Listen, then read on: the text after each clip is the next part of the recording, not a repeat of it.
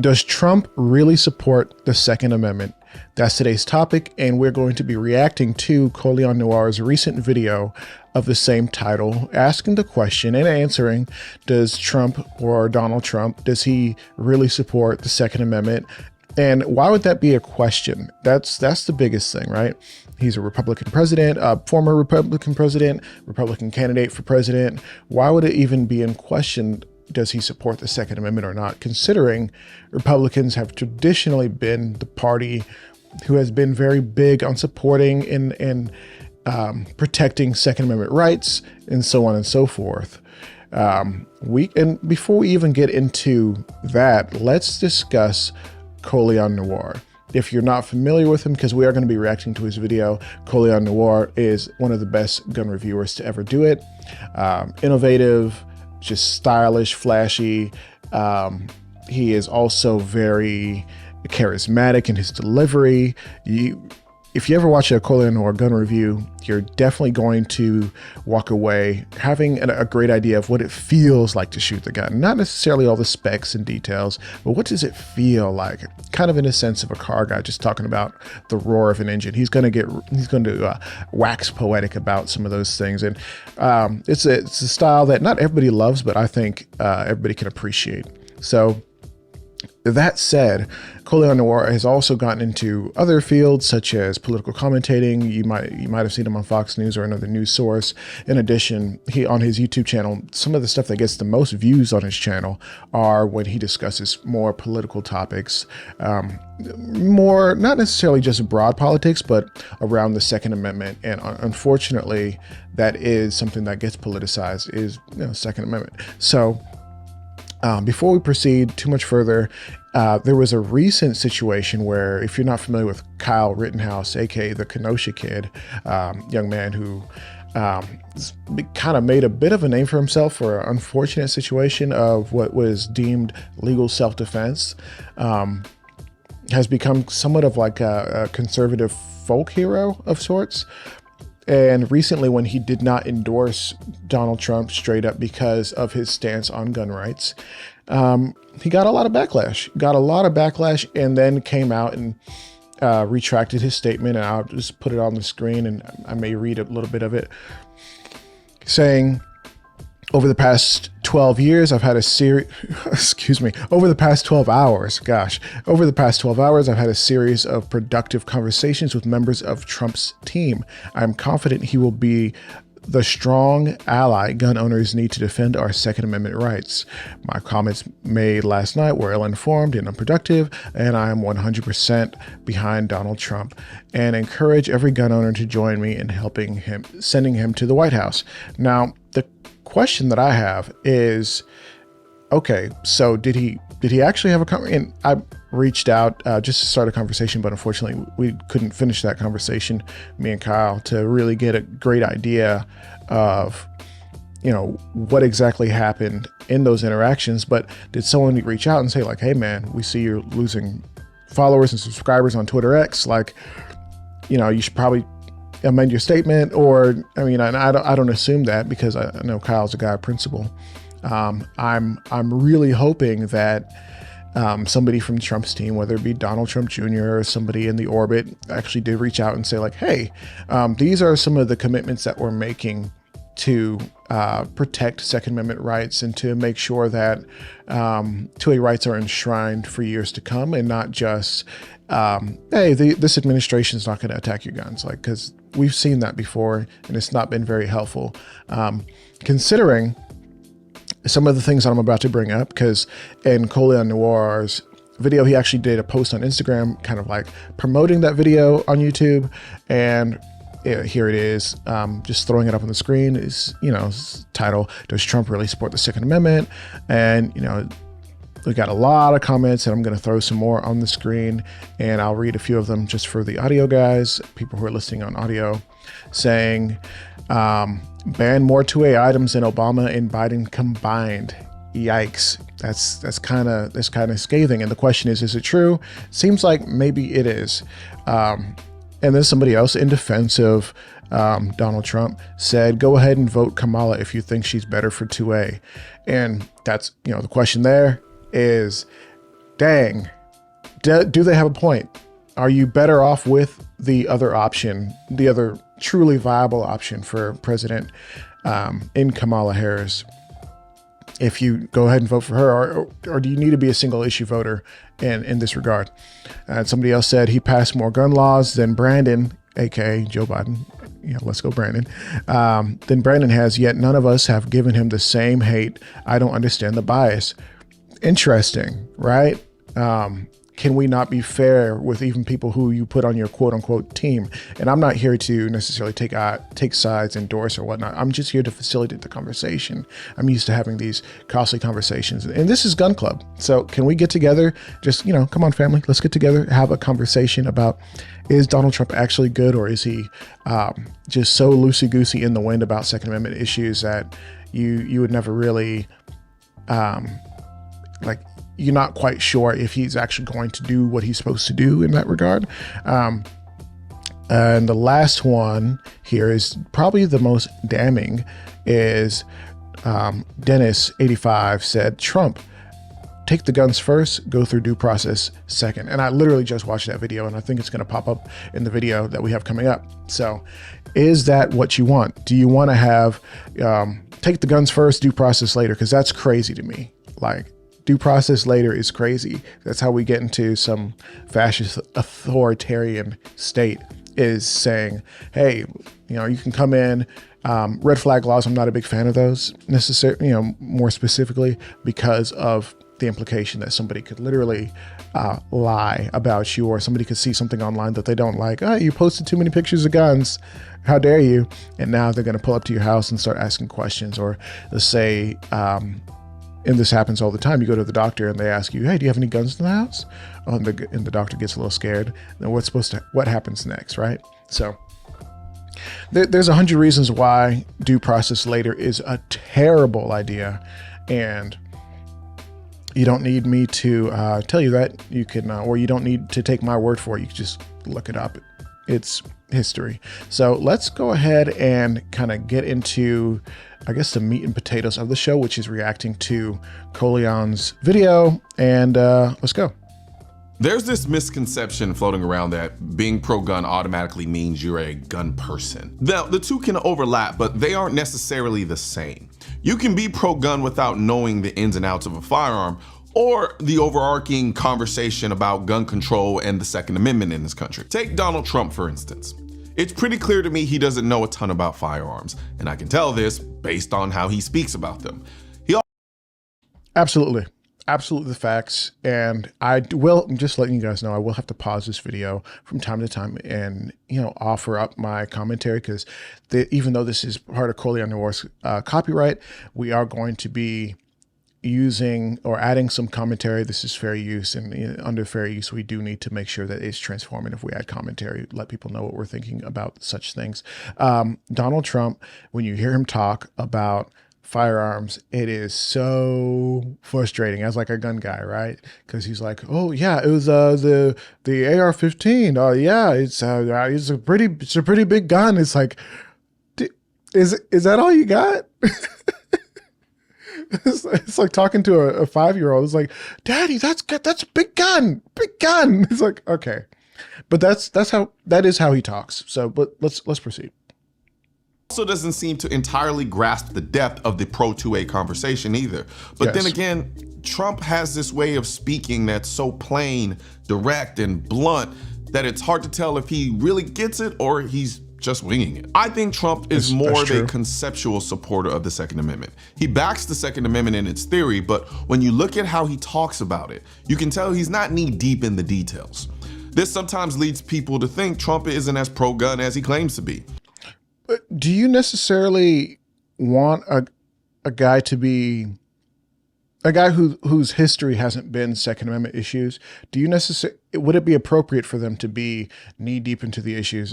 For instance, Sebastian Gorka had an opportunity to meet Dr. Gorka recently, and apparently he's a big gun guy, like all about it. Watches a lot of the great gun tubers of our era, and that's cool. But I don't think Donald Trump does that. And do I necessarily want him to just flip and start becoming that guy? I don't know. I want you to be true to yourself. Now, you could argue that he's only pro-gun because he's running as a conservative and that his base demands it. But honestly, the effects are the same. That's actually some of the comments under Colion's post were saying like, hey, this guy was a Democrat until he decided to run as a Republican. I mean, Elon Musk was a Democrat, or left-leaning, rather. I'm not going to say he was a Democrat. He was more left-leaning until recently.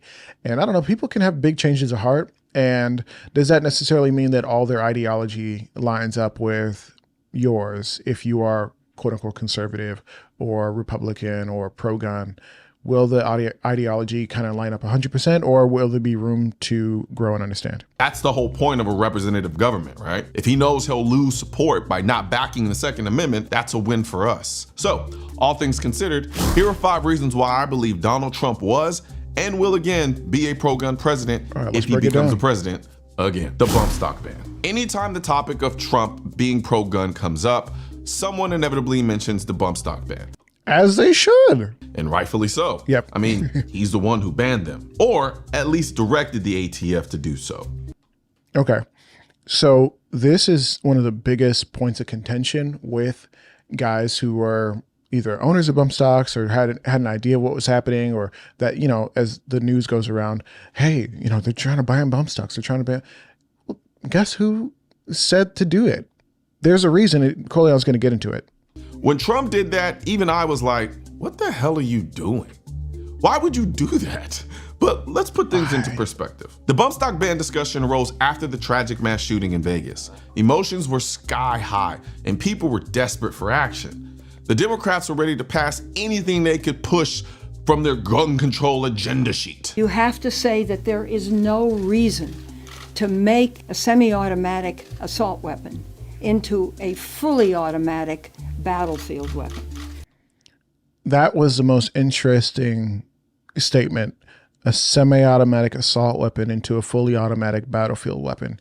Because the language that people who are anti-gun, not Democrat, not Republican, but the anti-gunners use to describe firearms, like AR assault rifle, AK assault rifle, anything more powerful with any sort of fully automatic function is also an assault rifle. But now in this one instance, the late Senator Dianne Feinstein referred to it as a battlefield weapon. Interesting.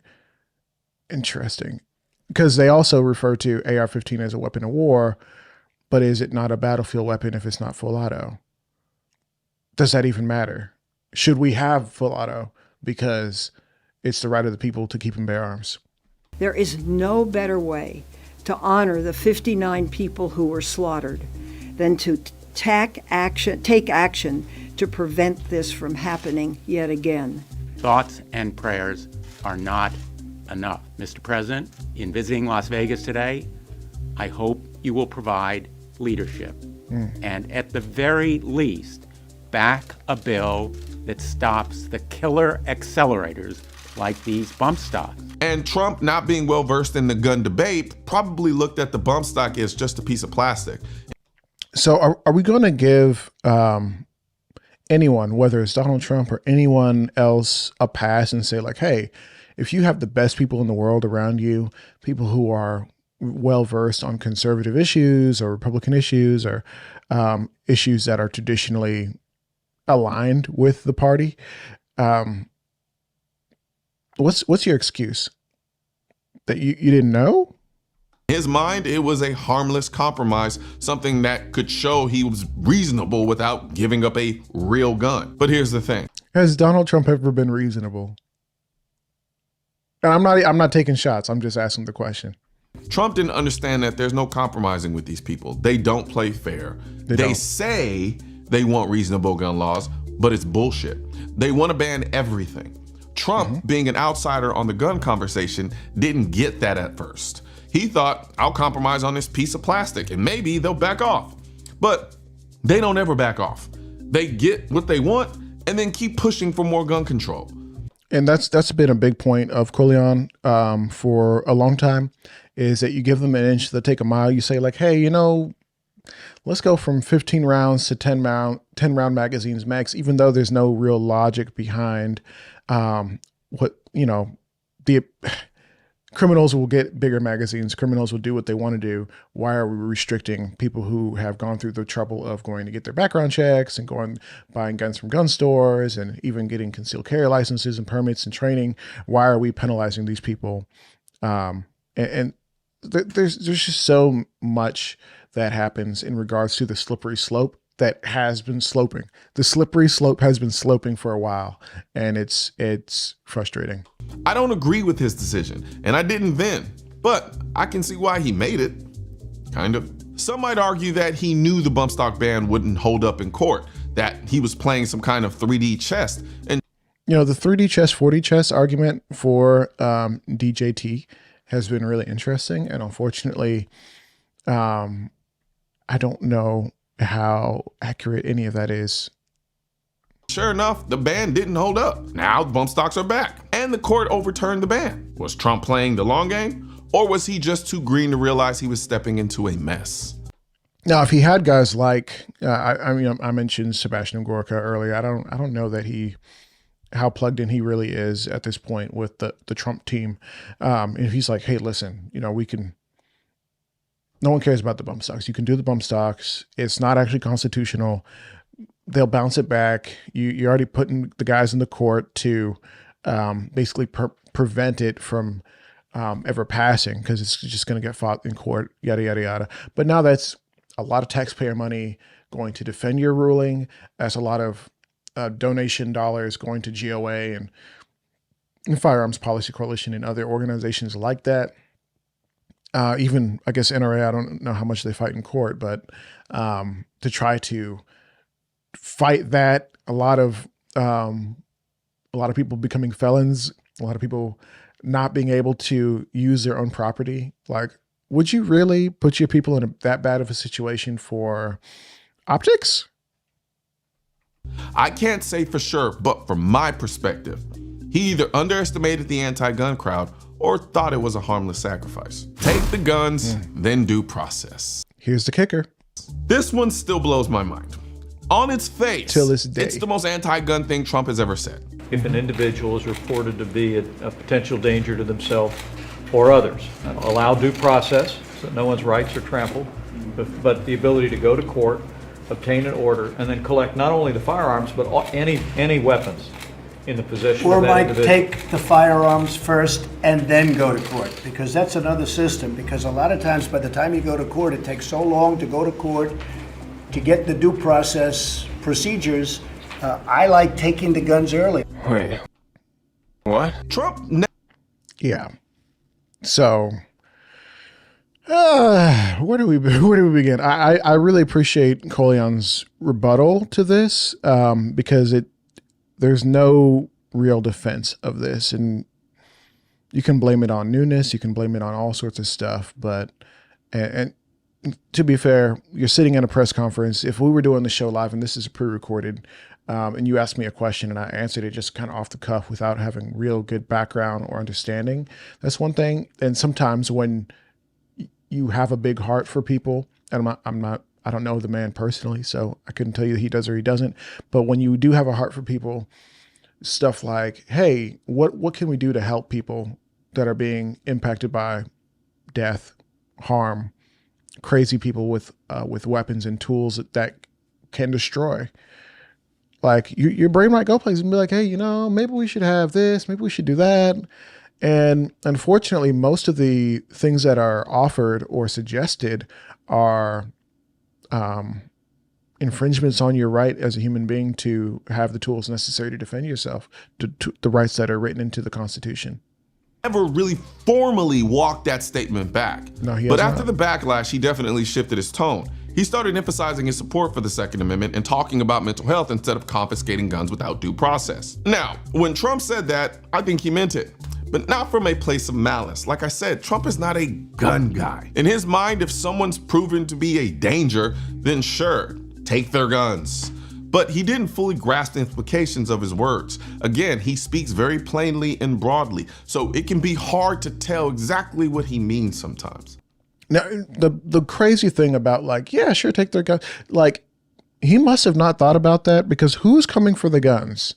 You know, and this is the conversation I have with my friends where it's like, okay, well, we got guys who are really big, like gun guys, but also they are big, like supporters of like law enforcement. I'm not saying you shouldn't support your local law enforcement bodies who are doing good work and treating people with respect and dignity. I think you should support people who are doing a good job and helping your communities to be better. That's important. But if we say, yeah, I'm a big gun guy and come and take it, and also like you got the come and take it sticker on the back of your car, but you also got the Blue Lives Matter sticker on the back of your car, who's coming to take the guns? Who's coming to take your guns? And that what Donald Trump is saying, hey, don't even go through due process, don't even worry about warrants, just empower people to just pull up at your house and come get your guns. That's crazy. That's crazy town, 100%. Even though he never outright retracted the statement, he did start aligning more with the pro-gun community afterwards. I think the NRA got in his ear and said, this isn't a good look, bro. And from then on, he walked it back. Not officially, but through his actions and through his words. Now, for the pro-gun laws he passed or supported and anti-gun laws he rolled back. He repealed the Social Security Administration rule. You see, in 2017, Trump repealed an Obama-era rule that would have allowed the Social Security office to submit names of beneficiaries with nonviolent mental health conditions to the nonviolent mental health conditions. What kind of mental health condition might be nonviolent? Are we talking like some sort of depressive disorder, or there's no history of violence? If somebody's depressed, can they buy a gun? I think you should be allowed. Although I think your support system, I'm really big on like, hey, what are you doing for yourself? What is your family doing for yourself? What's your local community and people around you who can help you make good decisions? What are they doing to help you? And I don't know everything. I can't know everything, but like, what are they doing to help? check system. This was a win because the rule essentially targeted people unfairly without giving them any due process. Then there's the guidance on 3D printed guns. Trump's administration shout out to PSR, my dog.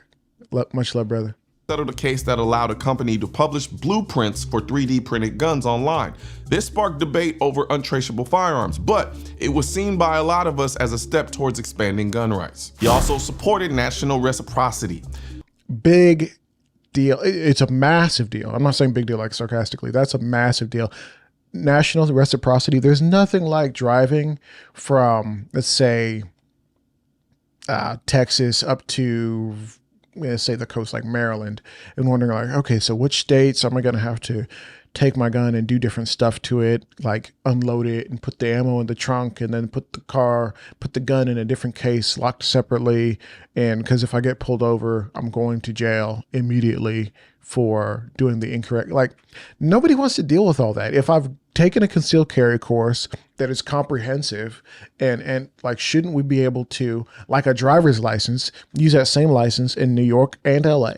Like we should be able to, carry your if you have a concealed carry permit and it's up to snuff, as in we're not, the program is good, you should be able to have basically a general set of laws that will protect you from being harassed or arrested by doing what you would do at home. You know, I'm not saying like that different states shouldn't have their own laws, but national reciprocity, it works in the same for driver's license. Yes, there's posted speed limits and maybe there's buildings that they restrict firearms in, or like, hey, you go to this gas station and it's got a 51% sign, like here in Texas, a 51% sign for a bar means that most of their revenue comes from alcohol, and therefore it's against the state code to enter that establishment with a firearm, which is unfortunate if you want to defend yourself from crazy people.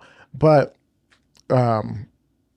there is some logic behind that. And if a state wants to say that, then you can change your local state law or deal with your state representatives about that versus, and in that way, I think each state can have their own laws, but you should be able to have a firearm. If you qualified for a firearm, and I know I'm kind of like struggling to get this point out. If you qualify to carry a firearm in your home state, you shouldn't be able like go to the next state and get in trouble for having one like it used to be in New York. You, as soon as you get off the plane, you can be arrested.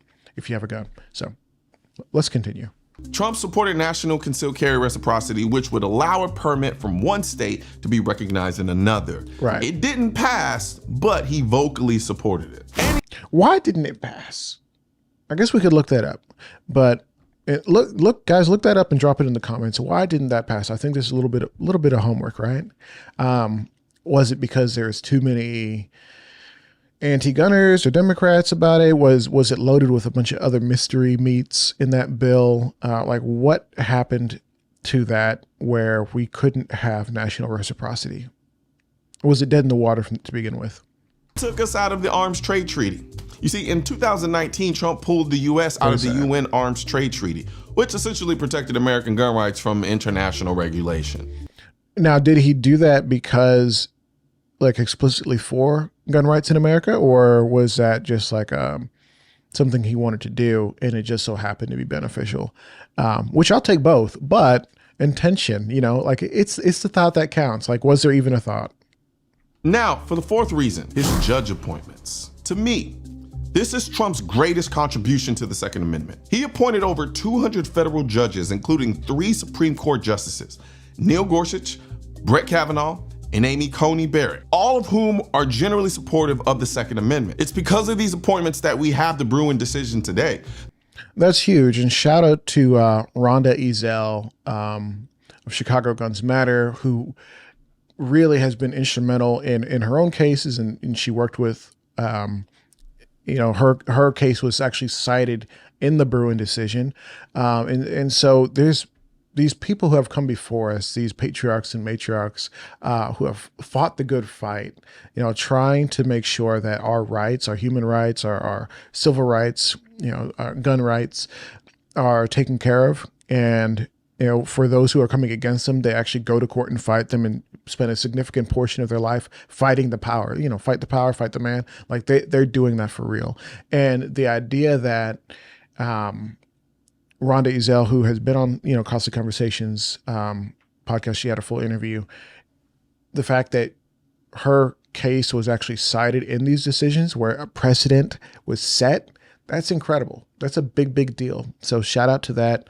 And obviously, I think it's solid that the Supreme Court justices that were appointed, whether you agree with their other politics or not, that they are generally good on the Second Amendment. That's a big deal. The Bruen decision is single-handedly responsible for allowing people in anti-gun states to conceal carry like never before.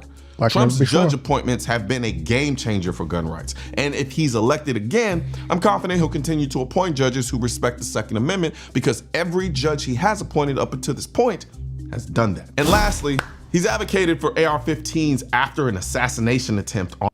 That was big. That was big. Let's hear him out. His life.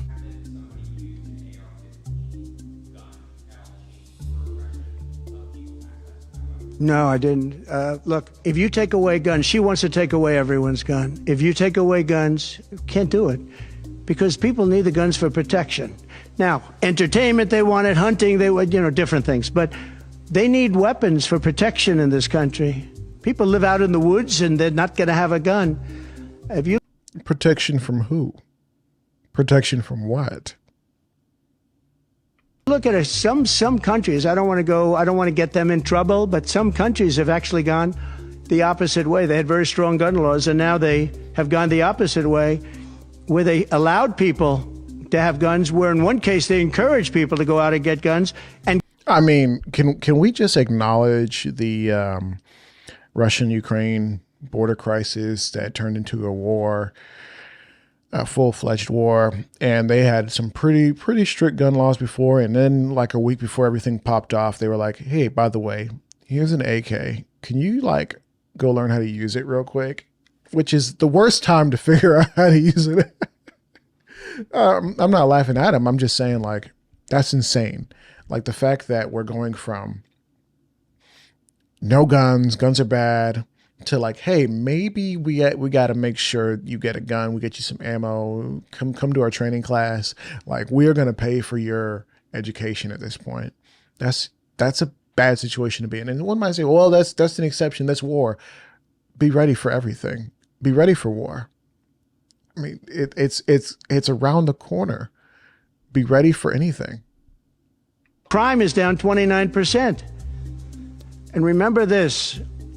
What is the toughest gun law in the United States? Here we go. Chicago. On July 4th, 117 people were shot and 17 died. The toughest gun laws in the United States are in the city of Chicago. You know that. They had 117 people shot. Afghanistan does not have that. Trump was literally shot at by. So I want to stick on that Chicago point for a minute, because there was different weekends that come up. You're scrolling on Instagram and somebody's like, hey guys, over the weekend, 65 people got shot over Thanksgiving weekend or, Valentine's Day weekend. And it's just like, what's happening? What is happening? Why are so many people in a place that has tremendous gun laws? Yeah, people ride around with, modified weapons. And I say modified weapons like that's a big deal, because I've got weapons that have legal modifications, right? Legal.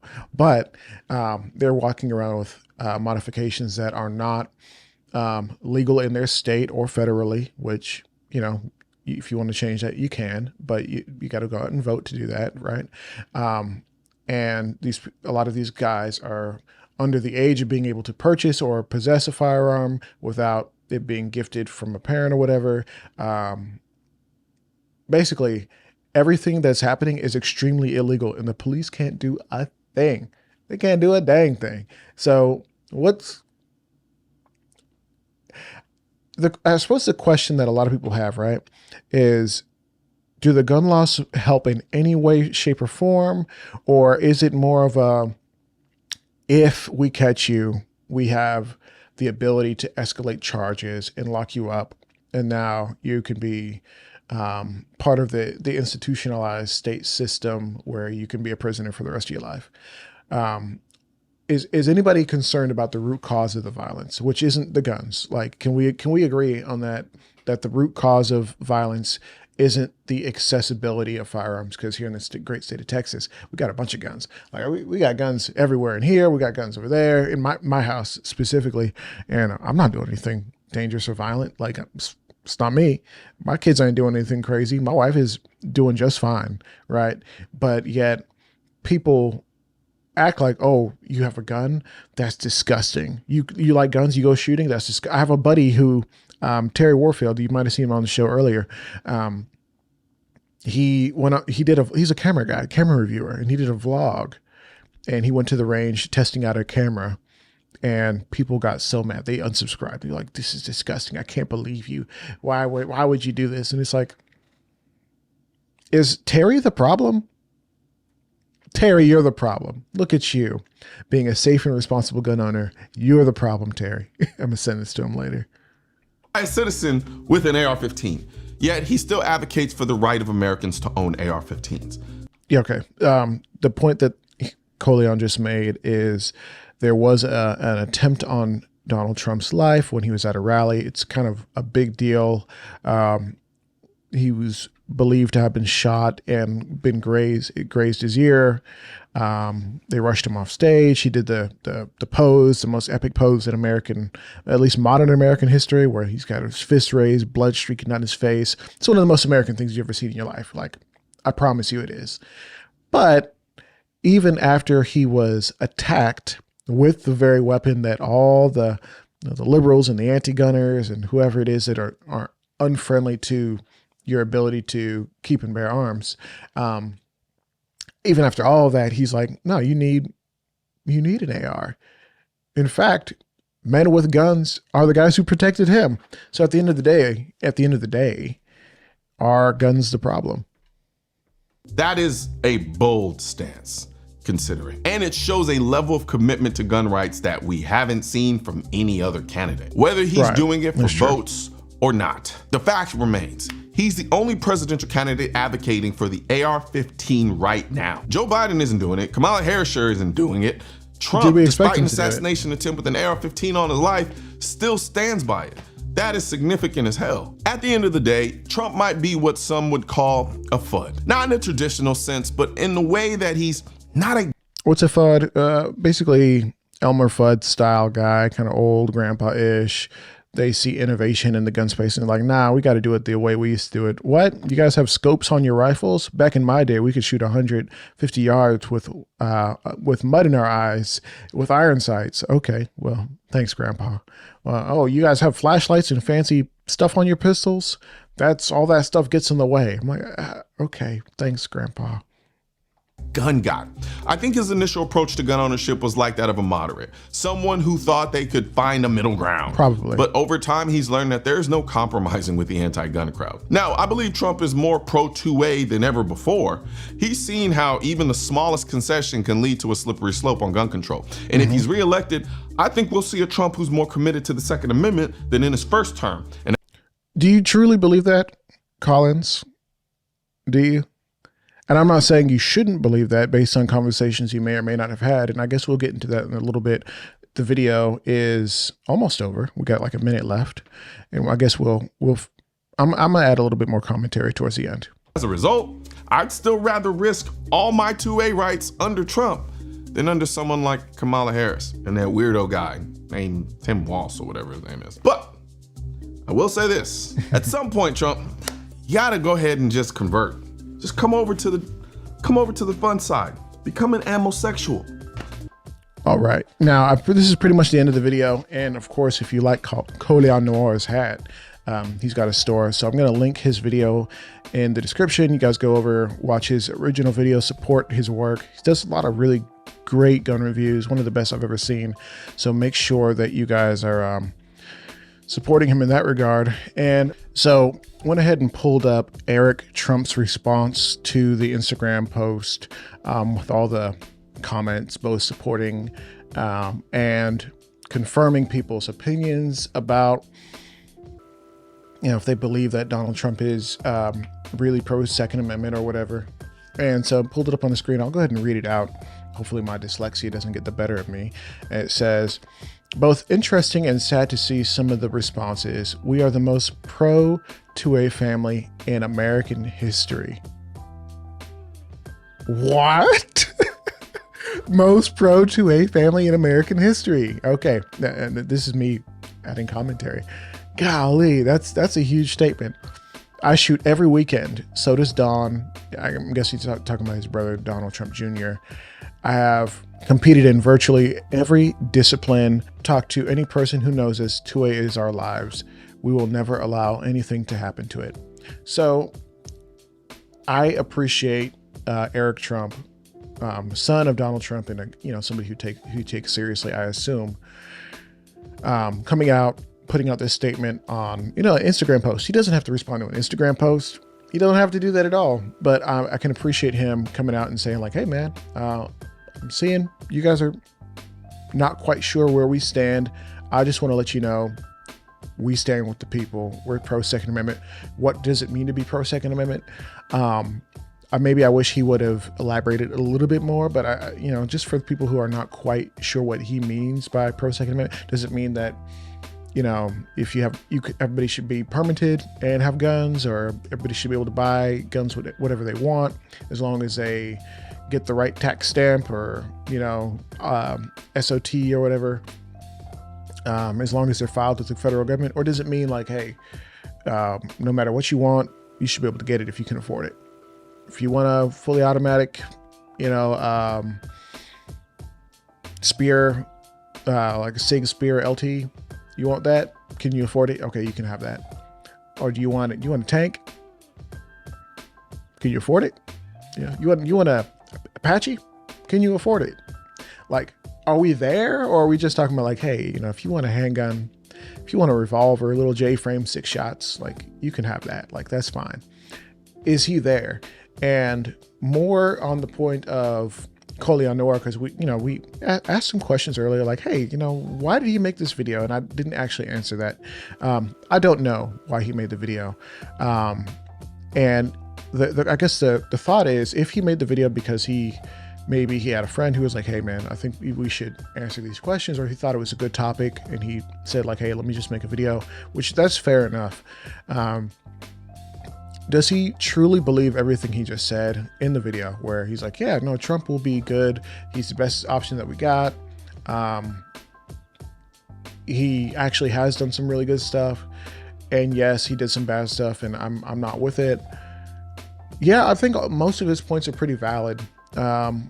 And I'm not going to disparage him too much for his responses, because I think anything that I had an issue with, I mentioned already. I didn't have too much of an issue with what he said. My biggest issue is with some of the stuff that we both mutually agree on, like take the guns first, due process later. Listen, I understand if somebody's like a legitimate terroristic threat and you have probable cause to go arrest a person, then we're not even taking the guns. We're going to arrest you for whatever crime you've committed, and let's go from there, right?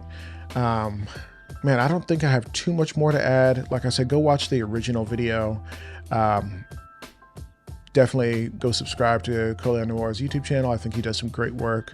And obviously, if there's any points in the video that you disagreed with me on, you thought maybe we could do a little bit differently, or points that you feel like Colion could do better, drop a comment here. Then go drop one on his channel as well. Help the video out, help it to get to more people. And hopefully your comment does something to let people know what you're really thinking. Guys, my name is Aaron. This has been Gun Club. This is a reaction. Unfortunately, we can't do these live because YouTube's system is so funky with that. And make sure you are also subscribed to my gun review channel, Armed Atlas. And yeah, guys, appreciate y'all for tuning in. If you are listening on the Gun Club radio podcast channel, thank you so much for listening. I know this is kind of a different format, and I definitely appreciate you guys being here. All right, peace.